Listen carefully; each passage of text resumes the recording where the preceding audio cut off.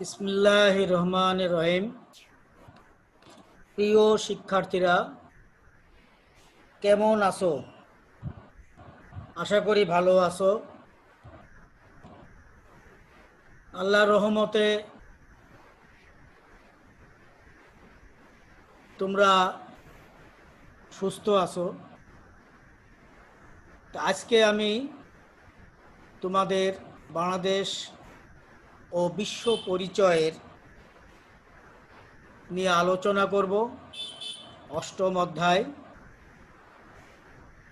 আলোচনায় যাওয়ার পূর্বে আমরা কিছু চিত্র দেখি। দেখছো একটা চিত্র, এখানে কিছু মেয়ে তাদের আইডি কার্ড হাতে নিয়ে দাঁড়িয়ে আছে, লাইন ধরে দাঁড়িয়ে আছে একটা উদ্দেশ্য নিয়ে। সেই উদ্দেশ্যটা কি? এবং দেখো এখানেও একটা ছেলেরা দাঁড়িয়ে আছে লাইন ধরে। কেন তারা লাইন ধরে দাঁড়িয়ে আছে? তাদেরও একটা নিশ্চয় একটা উদ্দেশ্য আছে। সেই উদ্দেশ্য আমরা জানব। এরপরের চিত্রটা দেখি যে দুটা মেয়ে এখানে রয়েছে। এর মধ্যে একটি মেয়ে দেখো একটা বাক্সের উপরে হাত দিয়ে দাঁড়িয়ে আছে। এটাকে ব্যালট বাক্স বলে। এরপরে যে চিত্রটা এটা দেখছো যে একটা বাক্স আছে, সেখানে লেখা আছে নি ক এবং লাস্টে বাংলাদেশ। নিতে হচ্ছে নির্বাচন, কতে হচ্ছে কমিশন, অর্থাৎ বাংলাদেশের নির্বাচন কমিশন। তাহলে তোমরা কিছুটা বুঝতে পেরেছো যে আজকের পাঠ কি হবে। আজকের পাঠ হচ্ছে নির্বাচন। নির্বাচন সম্পর্কে তোমরা এর মধ্যে অবগত হয়েছো, জানো যে আমাদের স্কুলে মার্চ মাসে ক্যাবিনেট নির্বাচন হয়েছে। সেখানে তোমরা নিজেরা প্রার্থী হয়েছ। ছেলে এবং মেয়েরা তারা ভোট প্রদান করেছে এবং ভোটের মাধ্যমে তোমরা যারা ক্যাবিনেট সদস্য নির্বাচিত হয়েছে। তো এটা সম্ভব হয়েছে নির্বাচনের মাধ্যমে, এবং সেখানে যারা ছিল নির্বাচন পরিচালনার দায়িত্বেও ছিল তোমাদের মধ্য থেকেই। তাহলে আমরা দেখি নির্বাচনটা কি। গণতন্ত্রের একটি মৌলিক বিষয় হলো নির্বাচন। নির্বাচন ছাড়া গণতান্ত্রিক ব্যবস্থা চিন্তা করা যায় না। গণতান্ত্রিক শাসন ব্যবস্থায় জনপ্রতিনিধিদের মাধ্যমে শাসন পরিচালনার জন্য নির্বাচনের বিকল্প নেই। রাষ্ট্র ও সরকার বিভিন্ন স্তরে জনপ্রতিনিধি বাছাইয়ের জন্য নির্বাচন অনুষ্ঠিত হয়। আধুনিক গণতান্ত্রিক শাসন ব্যবস্থায় জনগণই সকল ক্ষমতার উৎস। নির্বাচনে অংশগ্রহণ এবং ভোটদানের মাধ্যমেই জনগণ তার এই গণতান্ত্রিক অধিকার প্রয়োগ করে। এ প্রক্রিয়ায় জনগণ তাদের দৃষ্টিতে সৎ ও যোগ্য প্রতিনিধি নির্বাচন করে। জনগণের ম্যান্ডেট নিয়ে নির্বাচিত উপযুক্ত প্রতিনিধিদের দ্বারাই সরকার পরিচালিত হয়। অর্থাৎ এখানে বলা হচ্ছে গণতান্ত্রিক শাসন ব্যবস্থায় জনগণ তাদের ইচ্ছামতো প্রার্থীকে ভোট দিয়ে নির্বাচিত করে সৎ এবং যোগ্য প্রতিনিধি, এবং যারা জনগণের ম্যান্ডেট অর্থাৎ জনগণের অধিকাংশ জনগণের মতামত তারা গ্রহণ করে বা পায়, তাদের নিয়েই সরকার পরিচালিত হয়। নির্বাচন হল দেশ পরিচালনার জন্য নাগরিকবৃন্দ কর্তৃক বিভিন্ন দলীয় প্রার্থীদের মধ্য থেকে প্রতিনিধি বাছাই প্রক্রিয়া। অর্থাৎ এক একটি রাজনৈতিক দলের পূর্বে আমরা আলোচনা করেছি রাজনৈতিক দল, সেখানেও বলা হয়েছিল যে রাজনৈতিক দলের উদ্দেশ্য হচ্ছে নির্বাচন করা এবং নির্বাচনে জয়লাভ করা। ঠিক সেই কথাটাই এখানে বলা হচ্ছে যে বিভিন্ন দলীয় প্রার্থীদের মধ্য থেকে প্রতিনিধি বাছাই করা, যে প্রক্রিয়া বা পদ্ধতির মাধ্যমে রাষ্ট্রের প্রাপ্ত বয়স্ক ব্যক্তিরা সর্বজনীন ভোটাধিকার প্রয়োগ করে পছন্দ অনুযায়ী প্রতিনিধি বাছাই করে তাকেই নির্বাচন বলে। প্রাপ্তবয়স্ক, প্রাপ্তবয়স্ক বলতে কি বোঝায়? বাংলাদেশের সংবিধানে প্রাপ্তবয়স্ক বলতে বোঝায় 18 বছর বয়স পূর্ণ হলেই সে প্রাপ্তবয়স্ক। 18 বছরের নিচে কোনো ব্যক্তি নির্বাচনে অংশগ্রহণ করতে পারবে না এবং ভোটও প্রদান করতে পারবে না। যারা প্রতিনিধি নির্বাচনের ক্ষমতা অর্থাৎ ভোট দানের অধিকার ভোগ করেন তাদেরকে ভোটার বা নির্বাচক বলে, অর্থাৎ যারা ভোট দিবেন তাদেরকে বলা হয় ভোটার্স। আর সকল ভোটারকে একত্রিতভাবে নির্বাচক মণ্ডলী বলা হয়। আর বাংলাদেশের জাতীয় সংসদ নির্বাচন প্রক্রিয়া কিভাবে হয়? প্রাচীন গ্রিসে নগর রাষ্ট্রগুলোতে প্রত্যক্ষ গণতন্ত্র প্রচলিত ছিল, অর্থাৎ নাগরিকগণই সরাসরি শাসন কার্যে অংশগ্রহণ করতে পারত। কিন্তু আধুনিক রাষ্ট্র আয়তনে বিশাল এবং এর জনসংখ্যাও বেশি, সবার পক্ষে সরাসরি রাষ্ট্রের শাসন কার্যে অংশগ্রহণ করা সম্ভব নয়। নির্বাচন দুই প্রকারের হয়, এক প্রত্যক্ষ নির্বাচন, দুই পরোক্ষ নির্বাচন। প্রত্যক্ষ নির্বাচন, যে নির্বাচন প্রক্রিয়ায় ভোটারগণ সরাসরি ভোট প্রদানের মাধ্যমে তাদের প্রতিনিধি নির্বাচিত করে তাকে প্রত্যক্ষ নির্বাচন পদ্ধতি বলা হয়। যেমন বাংলাদেশে প্রত্যক্ষ নির্বাচন পদ্ধতি চালু রয়েছে, অর্থাৎ জনগণ সরাসরি ভোট দিয়ে তাদের পছন্দ অনুযায়ী প্রার্থী নির্বাচিত করে। পরোক্ষ নির্বাচন, পরোক্ষ নির্বাচন বলতে সাধারণত ওই নির্বাচন পদ্ধতিকে বোঝায় যেখানে ভোটারগণ ভোট দিয়ে সরাসরি নির্বাচন করে একটি মধ্যবর্তী নির্বাচনী সংস্থা তৈরি করে। এটা আমেরিকায় বলা হয় ইলেকটোরাল। আর সেই নির্বাচনী সংস্থা চূড়ান্তভাবে প্রতিনিধি বা রাষ্ট্রপ্রধান নির্বাচন করে। যেমন আমেরিকা যুক্তরাষ্ট্রের রাষ্ট্রপতি এই পদ্ধতিতে নির্বাচিত হন। অর্থাৎ জনগণ একটা প্রার্থী বাছাই করেন তাদের ভোট দিয়ে, তারা আবার ভোট দিয়ে রাষ্ট্রপ্রধান বা রাষ্ট্রপতিকে নির্বাচিত করেন। বাংলাদেশের রাষ্ট্রপতির নির্বাচন ব্যবস্থাও প্রায় একই রকম, অর্থাৎ আমরা ভোট দিয়ে আমাদের প্রতিনিধি নির্বাচিত করি, অর্থাৎ এমপি নির্বাচিত করি। এই এমপিগণ সংসদে যেয়ে তারা আবার রাষ্ট্রপতি নির্বাচন করে। এই যে আমরা ভোট দিয়ে সংসদ সদস্যদেরকে নির্বাচিত করলাম, তারা আবার রাষ্ট্রপতি নির্বাচিত করলেন, এই যে সংসদ সদস্যদেরকে বলা হয় মধ্যবর্তী নির্বাচনী সংস্থা। বাংলাদেশের সংসদ নির্বাচনের সুবিধার জন্য সমগ্র বাংলাদেশকে 300টি নির্বাচনী এলাকায় বিভক্ত করা হয়েছে। এছাড়া মহিলাদের জন্য জাতীয় সংসদে 50টি সংরক্ষিত আসন রয়েছে, যা নির্বাচিত আসনের আনুপাতিক হারে নির্ধারিত হয়। অর্থাৎ 50টি আসন 300 আসনের মধ্যে এটা সংরক্ষিত, এটা আনুপাতিক হারে নির্বাচিত হন সরকারি দল এবং বিরোধী দল থেকে। এখন নির্বাচন কমিশন যারা গঠন, যারা নির্বাচন পরিচালনা করেন তাদেরকে বলা হয় নির্বাচন কমিশন। এই নির্বাচন কমিশন কিভাবে গঠিত হয়? বাংলাদেশের নির্বাচন পরিচালনার দায়িত্ব নির্বাচন কমিশনের। কমিশন স্বতন্ত্র, স্বাধীন ও নিরপেক্ষ প্রতিষ্ঠান হিসেবে নির্বাচন পরিচালনা করে। প্রধান নির্বাচন কমিশনার ও কয়েকজন নির্বাচন কমিশনার নিয়ে কমিশন গঠিত হয়।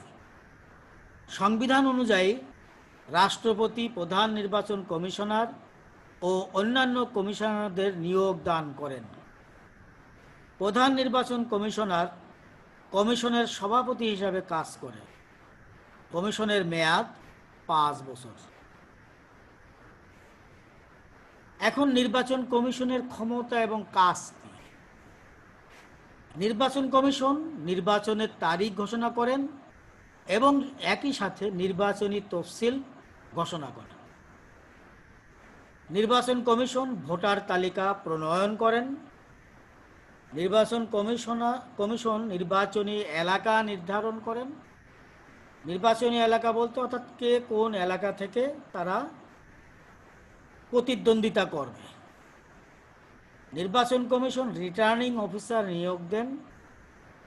নির্বাচন কমিশন মনোনয়নপত্র বিতরণ, মনোনয়নপত্র গ্রহণ ও বাছাই করে। নির্বাচন কমিশন প্রার্থীদের মধ্যে প্রতীক বণ্টন করে। নির্বাচন কমিশন ব্যালট পেপার ছাপানো, ভোট কেন্দ্র নির্ধারণ ও ব্যবস্থাপনা করে। নির্বাচন কমিশন প্রিজাইডিং, সহকারী প্রিজাইডিং ও পোলিং অফিসার নিয়োগ দেন। নির্বাচন কমিশন ব্যালট বাক্স বিতরণ, ভোট গ্রহণ, ভোট শেষে ভোট গণনা এবং ফলাফল ঘোষণা করে। নির্বাচন কমিশন স্থানীয় ও জাতীয় পর্যায়ের সকল নির্বাচনের আয়োজন করে। স্থানীয় নির্বাচন অর্থাৎ ইউনিয়ন পরিষদ নির্বাচন, পৌরসভার নির্বাচন, সিটি কর্পোরেশন নির্বাচন, এগুলোকে বলা হয় স্থানীয় নির্বাচন। আর জাতীয় পর্যায়ের নির্বাচন অর্থাৎ জাতীয় সংসদ সদস্য যাদের নির্বাচিত করেন, সেখানে হচ্ছে জাতীয় পর্যায়ের নির্বাচন। নির্বাচন কমিশন ইউনিয়ন পরিষদ, জেলা পরিষদ, পৌর কর্পোরেশন, পৌরসভা ও জাতীয় সংসদ নির্বাচন পরিচালনা করে, যে কথাটা আগে বলা হলো। নির্বাচন কমিশন জাতীয় এবং স্থানীয় পর্যায়ের উপনির্বাচনের দায়িত্ব পালন করে। উপনির্বাচনটা কি? উপনির্বাচন কোনো কারণে ওই এলাকার পদ শূন্য হয়ে গেল, অর্থাৎ কোনো প্রার্থী মারা গেল অথবা তিনি পদত্যাগ করলেন, তখন ওই পদটা শূন্য হয়, তখন সেখানে নির্বাচন দেওয়া হয়। এই নির্বাচনের নাম হচ্ছে উপনির্বাচন। এখন নির্বাচনী আচরণ বিধি,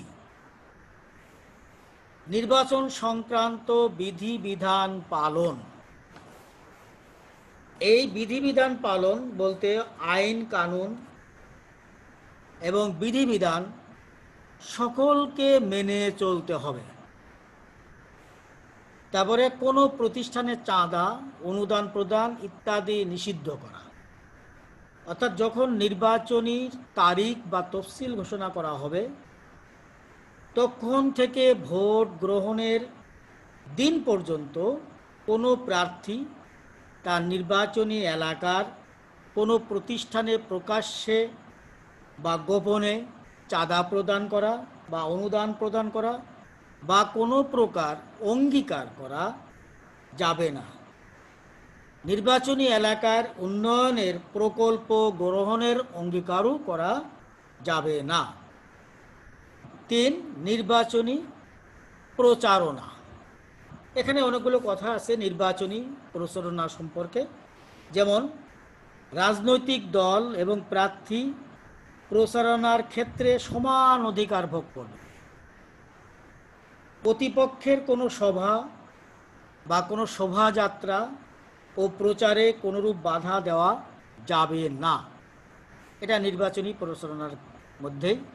এরপরে আরও আছে, কর্তৃপক্ষের অনুমতি ছাড়া কোনো সড়ক বা মহাসড়কে জনসাধারণের চলাচল বিঘ্ন সৃষ্টি হতে পারে এরকম স্থানে জনসভা করা যাবে না। 3, সভা বা মিছিলে কেউ বাধা প্রদান করলে তার বিরুদ্ধে পুলিশ কর্তৃপক্ষের কাছে অভিযোগ করতে হবে। তবে প্রার্থী নিজে এবং তার সমর্থকরা আইন নিজের হাতে তুলে নিয়ে কিছু করতে পারবে না। রাজনৈতিক দল বা প্রার্থী সরকারি প্রচারপত্র, সরকারি যানবাহন, সরকারি কর্মকর্তা বা কর্মচারীর সহায়তা কিংবা রাষ্ট্রীয় সুযোগ সুবিধা ব্যবহার করতে পারবে না। কোনো প্রার্থীর পোস্টার, লিফলেট, হ্যান্ডবিলের উপর কোনো প্রতিদ্বন্দ্বী প্রার্থীর পোস্টার, লিফলেট ও হ্যান্ডবিল লাগানো যাবে না। আরও আছে, রাস্তা বা সড়কের উপর নির্বাচনী ক্যাম্প স্থাপন করা যাবে না। সরকারি ডাকবাংলা, সার্কিট হাউস, রেস্ট হাউস ও সরকারি কার্যালয়কে কোনো দল বা প্রার্থীর নির্বাচনী কার্যক্রম পরিচালনার স্থান হিসাবে ব্যবহার করা যাবে না। নির্বাচন উপলক্ষে কোনো নাগরিকের জমি, বাড়িঘর বা কোনো স্থাবর অস্থাবর সম্পত্তির ক্ষতি সাধন করা যাবে না। কারোর শান্তি ভঙ্গ হয় এমন কোনো কাজ করা যাবে না। এই যেগুলো বলছি এগুলো সবই কিন্তু নির্বাচনী প্রচারণার মধ্যে পড়ে। সকল প্রকার দেওয়াল লিখন হতে সকলকে বিরত থাকতে হবে। অর্থাৎ কারোর দেওয়ালে কোনো কিছু প্রতীক আঁকা বা কোনো কিছু লেখা যাবে না, পোস্টারও দেওয়া মারা যাবে না। ভোট কেন্দ্রের নির্ধারিত সীমার মধ্যে মোটরসাইকেল, যান্ত্রিক যানবাহন নিয়ে যাওয়া যাবে না এবং আগ্নেয়াস্ত্র ও বিস্ফোরক দ্রব্য বহন আইনত দণ্ডনীয়। প্রভাবশালী কোনো ব্যক্তি বা সরকারি কর্মকর্তা নির্বাচনী কার্যক্রমে অবৈধ হস্তক্ষেপ করতে পারবে না। ধর্মে আঘাত লাগে এমন উস্কানিমূলক কোনো বক্তৃতা বা বিবৃতি প্রদান করা যাবে না। এবার হচ্ছে নির্বাচন প্রভাব মুক্ত রাখা। অর্থ, অস্ত্র, পেশিশক্তি কিংবা স্থানীয় ক্ষমতা দ্বারা নির্বাচনকে প্রভাবিত করা যাবে না। ভোট কেন্দ্রে প্রবেশাধিকার কেবলমাত্র নির্বাচনী কর্মকর্তা, কর্মচারী, প্রার্থী, নির্বাচনী এজেন্ট এবং ভোটারগণ ভোট কেন্দ্রে প্রবেশ করতে পারবেন। কোনো প্রার্থীর বা দলের কর্মীগণ ভোট কেন্দ্রে ঘোরাফেরা করতে পারবে না। নির্বাচনী অনিয়ম, এই যে জিনিসগুলো বলা হলো, এই নিয়মের কোনো রকমের বিধি বিধানের লঙ্ঘন ঘটলে নির্বাচনের পূর্বে অনিয়ম হিসাবে গণ্য হবে। কোনো প্রার্থী বা দল এর প্রতিকার পেতে চাইলে নির্বাচনী এলাকাধীন ইলেকটোরাল ইনকোয়ারির কমিটি বা নির্বাচন কমিশন বরাবর আবেদন করতে হবে। এইগুলো হচ্ছে নির্বাচনী আচরণ বিধি। এবার হচ্ছে নির্বাচনী অপরাধ।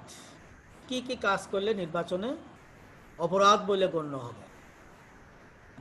নির্ধারিত নির্বাচনী ব্যয়ের বিধান লঙ্ঘন করা, অর্থাৎ নির্বাচন কমিশন থেকে কত টাকা নির্বাচন উপলক্ষে ব্যয় করতে পারবে তা দেওয়া হয়ে থাকে। মনে করো 5 লক্ষ টাকা বা 10 লক্ষ টাকা বা 20 লক্ষ টাকা, এর বেশি ব্যয় করতে পারবে না। যদি কেউ করে তাহলে সেটা অবশ্যই নির্বাচনী আচরণ লঙ্ঘন করা হবে। ঘুষ গ্রহণ করা, কেউ যদি ঘুষ গ্রহণ করে সেটাও নির্বাচনী অপরাধ। অর্থাৎ কোনো কর্মকর্তা যদি বলে যে আপনাকে জিতিয়ে দিব বা আপনাকে জয়লাভ পাইয়ে দেব, এই উপলক্ষে এই জন্য আমাকে এত টাকা দিতে হবে, এটা ঘুষ গ্রহণ করা, এটা করা যাবে না, এটা নির্বাচনী অপরাধ। জাল ভোট দেওয়া বা ছদ্মনামে ভোট দেওয়া, অর্থাৎ আমি ভোটার না বা আমি ভোট একবার দিয়েছি আবার নাম বদলিয়ে অন্য নামে আমি ভোট দিতে যাব, এটাকে বলা হয় জাল ভোট বা ছদ্মনামে ভোট। এটা দেওয়া যাবে না। নির্বাচনে জোর জবরদস্তি করে ভোট আদায় করা বা ভোট দানে বাধা সৃষ্টি করা যাবে না। যদি করে তাহলে এটা নির্বাচনী অপরাধ। প্রার্থী বা তার পরিবার সম্পর্কে মিথ্যা বলা,